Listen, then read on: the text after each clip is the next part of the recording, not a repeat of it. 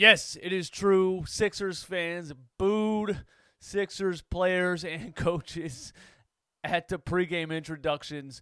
But listen, man, you guys know Philly. You should have expected this. Let's talk about it.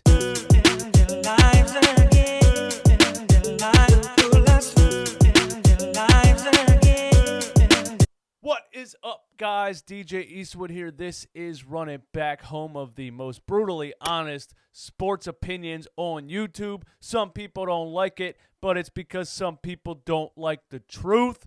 I am back. I know some of you guys were telling me not to disappear because after my last car rant video when I just went absolutely bonkers and said a whole bunch of crazy stuff and let out my frustrations about this team, I said I might stop talking Sixers on YouTube for a while. And you guys were like, no, please don't stop. We love hearing you talk Sixers. So that's just how I am. I'm a emotional roller coaster when it comes to this team. It's just the way it is. It's always going to be like that. I'm probably never going to stop talking Sixers. I do the same thing with Eagles. I get so frustrated. I'm like, I can't handle watching this garbage anymore. I don't want to watch it. I'm done talking about this team. And then 2 days later, I'm like, all right, let's talk about this team. So that's just how it goes, man. But I am back. No need to worry. Also, shout out to me for not cursing in this video so I can get paid off of YouTube ads. Yeah. All right, check it out. First thing I want to talk about is actually not related to the Sixers at all. It is an NBA topic, though, and I want to give my opinion on it. So here it goes. First of all, I'm an NBA fan. And what happened in the Trailblazers and Jazz game last night is a disgrace and a disservice to all NBA fans. If you haven't seen it, go check it out. It is completely preposterous and flat out unacceptable for 3 NBA referees to be watching a game, watching the ball, and miss a clear game-tying goaltend like they did last night. The Trailblazers were down by 2. It was Dame time. Dame splits the defense beautifully, lays it off the glass. Rudy Gobert blocks the shot clearly after it hits the glass. Clear goaltend, no call, no review, no whistle, game over. Dame was irate, and rightfully so, and then he blasted the officials in his postgame interview, as did CJ McCollum, and continued to blast them on Twitter, and also told Donovan Mitchell to shut up. It's particularly sickening because when something like this happens, not only could everyone see it in real time, which was what is so baffling about the officials missing it, but then everyone has to see it on the replay, and it's just so obvious that we as NBA fans should have been rewarded with an overtime session, but the referees walked away and the game was over. ESPN should be upset for paying for this game and having it decided this way. NBA fans should be upset. It's absolutely pathetic. Do better, NBA. That's my take on that. Now, let me talk about the boos last night and Al Horford shushing the crowd, because I'm seeing a lot of crybabies on Twitter and Facebook talking about how Philly fans this and Philly fans that, booing their own team, yada, yada, yada. Here's my take on that. Al Horford took it upon himself to shush the Philadelphia crowd after making a mid-range jump shot. Let me explain something to you knuckleheads. Philly is different. Philly is just Philly. That's an adjective for a reason. There's no other way to explain it.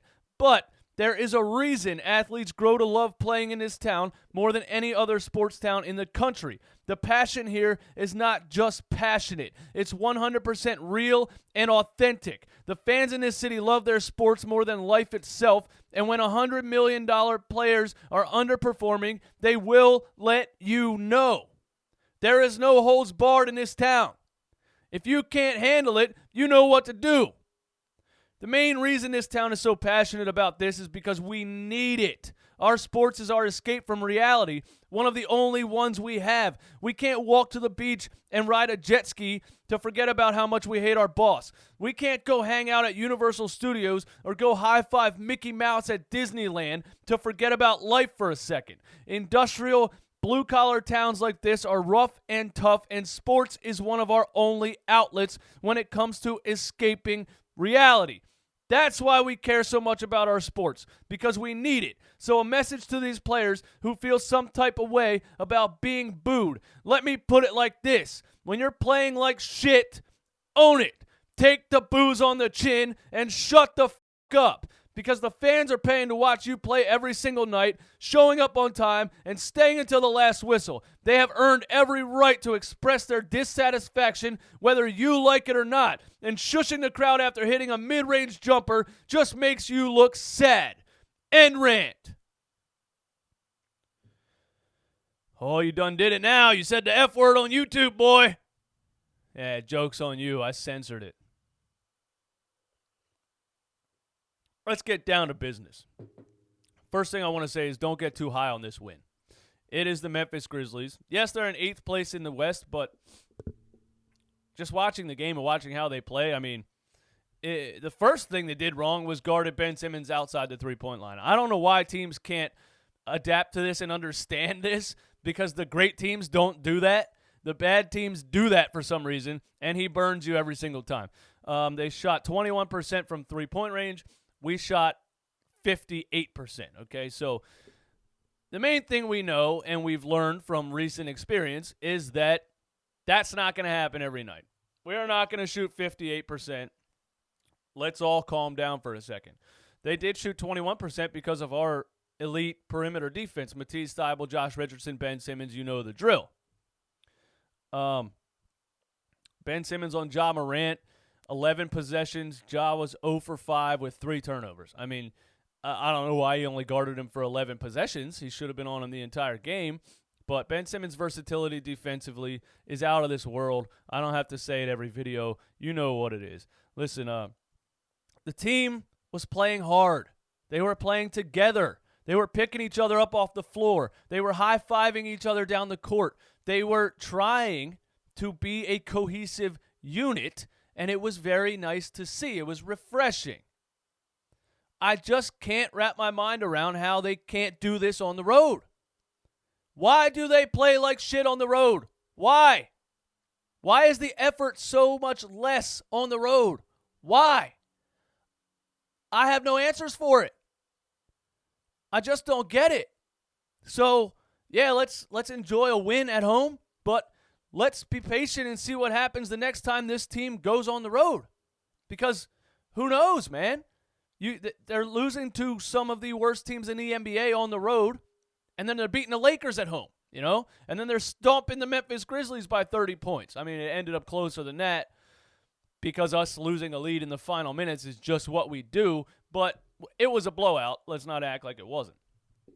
Elton Brand's comments on Brett Brown's job. Elton Brand was asked about Brett Brown, and I'm going to read between the lines a little bit here. He basically said, I believe Brett Brown is the man for the job. I believe he can lead this team moving forward. Now, if this was not a topic, if Brett Brown's job was not on the line, if he was not on the hot seat, this would not be a discussion. This is Jerry Jones, Jason Garrett type of stuff here. You know what I mean? The owner or the GM would never have a comment regarding the coach's job if it wasn't relevant. Brett Brown's job is definitely on the line. With this much talent on the roster, it is up to him to play the right lineups at the right time, to stagger the centers all around the game. It's Brett Brown's job to figure this out. I personally, just from watching basketball my whole life, don't think it's that difficult to understand what to do. All you guys all the time post in the comments of what we should do to make this work. It's painfully obvious to anyone that knows the game. I don't understand how it's taking this long. Brett Brown had comments on potentially benching Al Horford. Now look, it's obviously best for this team to bring Al Horford off the bench. Does Al Horford have value? Yes. Does Al Horford have $109 million value? I don't know. We might find out if we make it to the Bucks or the Raptors in the playoffs. But Al Horford and Joel Embiid cannot play on the same floor together. Al Horford, Joel Embiid, and Ben Simmons cannot play on the same floor together. You should take it like this. It's a blessing to have all three of these guys. That does not mean you have to play all three of them at the same time. That's what people are trying to get through Brett Brown's thick skull. You don't have to play all these guys at the same time. You have the ability and the luxury to be able to stagger the minutes and have a dominant defensive center on the floor every minute of the game. Think about that. That was the idea with signing Al Horford. That doesn't mean he has to be in the starting lineup. There's just not enough guard play on his team. Straight up. You got to move Al Horford to the bench. You have to start another guard. I think I would like to see the experiment of Alec Burks at a point guard, combo guard thing next to Ben Simmons playing point forward. I think that's an interesting two-man dynamic that Brett Brown should experiment with. But there's only 30 games left in the season. He might be scared to make a change and try to figure it out this late. And he might just roll with this starting lineup, which is incredibly inefficient offensively, rating-wise. And it's obvious when you see them all on the floor together. I mean, we'll just see what happens, man. Josh Richardson returned. He had 4 points on 2 for 7 or something like that. But just Josh Richardson's defensive energy, the way he runs around, the way he hustles, the way he never gives up, 110%. You could be winning a game by 30. Josh Richardson will be diving on the floor to save a ball inbounds and be pissed off at himself if he doesn't get it. He's just that kind of player. These are the kind of players this team needs on the floor. High energy, never quit, never give up, because as we know, we have some high-profile players who seemingly quit and give up sometimes. So we need players like Josh Richardson on the floor. Hopefully he can stay healthy the rest of the season. Embiid suffers some kind of neck stiffness and leaves the game, doesn't return in the second half. I'm guessing it's from the charges he was taking in the first half. He took a couple charges, one on Valanciunas. They might have both been on Valanciunas. I don't remember. No, I think one was Justin Jackson. But he falls flat on his back when he takes a charge. He doesn't brace himself with his arms. He puts his arms straight up in the air, falls flat on his back, and gives himself whiplash. Bro, you are 203. You are 280 pounds, bro. You can't be falling on the floor like that. I don't care. Don't take a charge. Do not take a charge. Now you gave yourself whiplash, hurt your neck. Now you're out. Now who the hell knows what's next? Now you're rehabbing your finger. Now your neck's injured. Is this dude ever going to be healthy? I don't know, man. But a 7'2", 270-pound dude should not be taking charges and landing on the floor like that, man. Of course, a big story in this game is the 34 points from Furkan Korkmaz, the Persian pistol. I know.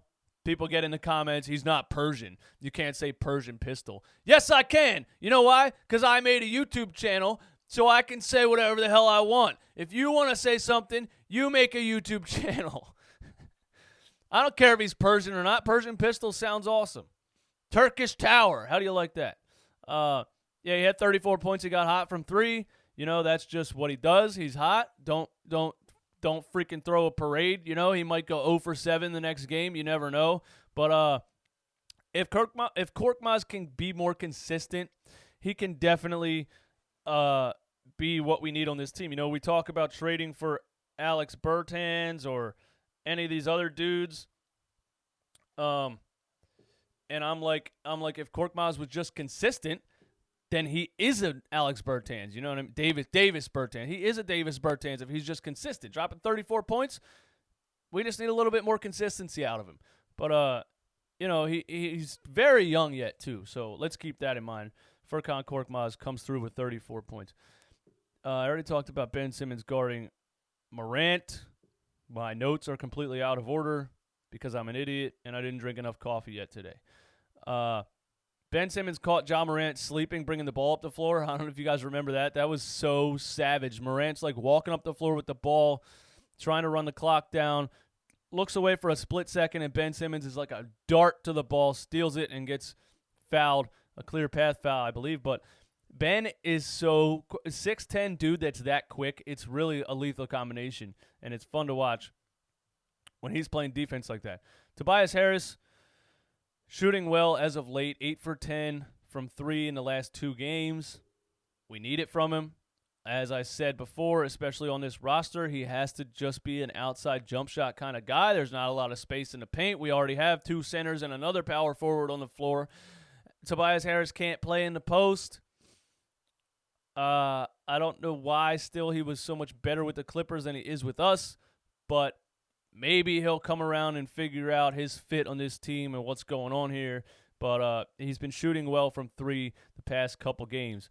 The thing about this offense is there's just no creativity if you really watch it. Somebody in the comments said this, and I'll screenshot it and post it on this video because I don't remember the dude's name off the top of my head, and I apologize for that. But what the hell was I saying, man?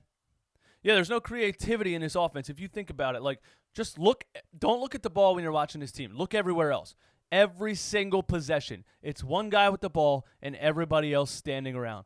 Seriously, have you seen Tobias Harris come off of a double screen to the top of the key? Have you seen a down screen? Have you seen a pinch screen? Have you seen any creativity? You know, where a double screen where one guy rolls and one guy pops, like creative plays. Have you seen any of that on this team?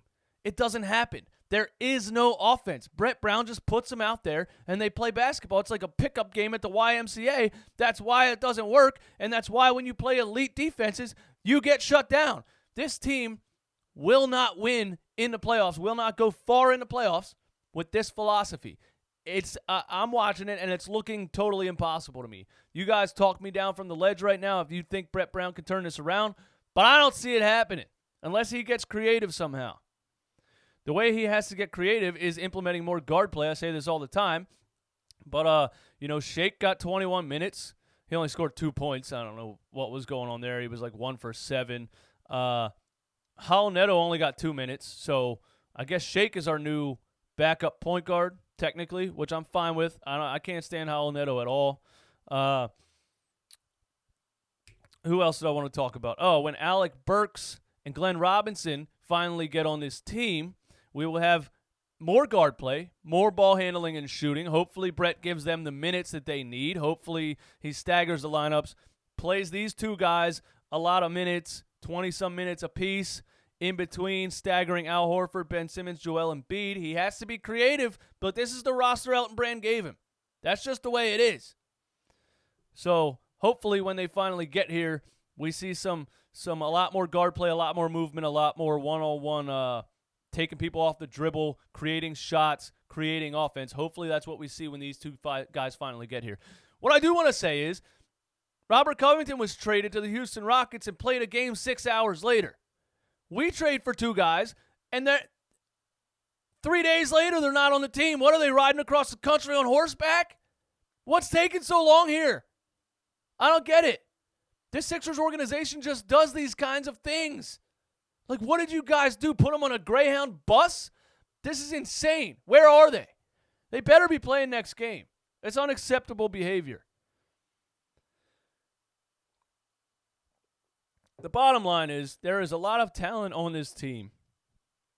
It's just a matter of fitting it all together and balancing the lineups and the roster. I personally do not think Brett Brown has the ability to do it. He's shown it a million times. He's a terrible talent evaluator. He played T.J. McConnell over Markelle Fultz for defensive reasons. I'll never stop saying that. That's the most insane thing I've ever heard an NBA coach say. I don't think he has it. This team is still going to be out in the first or the second round. It's just the way it is. They're just not constructed well. They're not going to win a championship this year, and Brett Brown's going to get fired. But at least maybe we can see a small improvement as we reach the playoffs with adding these 2 guards into our lineups. Do I think this team is fixed because of this win? Absolutely not. There's too many issues. The coach is one of the main ones. He will be gone this offseason.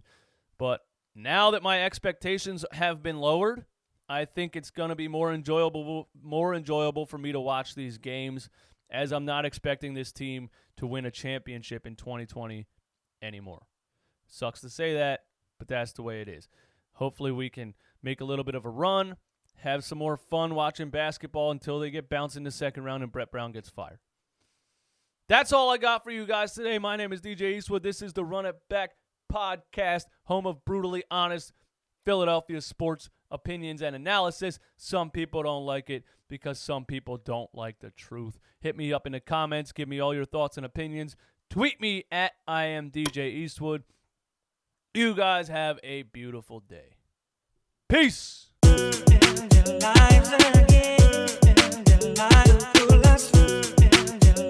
again.